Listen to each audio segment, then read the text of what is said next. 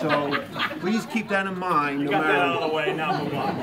No matter what direction this little talk may go, always keep that in the back of your mind. It's like, no, they do love her very much. You know, anybody who has raised a teenage daughter knows that it's challenging at best at times. And you know, one of the thoughts that I had was when Katie first said, yeah, I think I'd really like to go on this Panama trip. I'm like, okay, Panama, 4 days. That's 4 days where I know she cannot fight with her mother.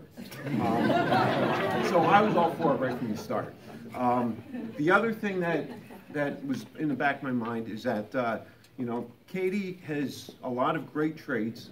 Unfortunately, one of the traits that she inherited from her father was a slight intolerance of others' imperfections.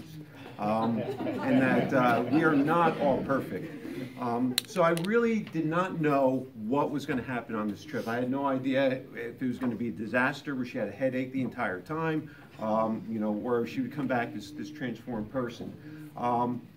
I think the biggest change probably came, we were in the car coming back, and you know, she did a lot of talking, and which Katie does not talk nearly as much as what she did in this car ride. We reserved that for our son Peter. But she was just nonstop chatter the whole time. Now this is a young lady who hadn't eaten at all that day, had a headache, was miserable on the flight. They were still circling for 45 minutes. She really had to go to the bathroom. So she was not at all happy. But she was talking, she was in a great mood. And I think the one thing that came across that hit home, and we have to see what happens as time goes on, but she said, you know, Dad, she said, I always thought religion was, you know, what you need to do to get into heaven. And I think what I found is that religion is really what you do here to help other people. And I think that was the biggest change that I saw. So, very proud of you.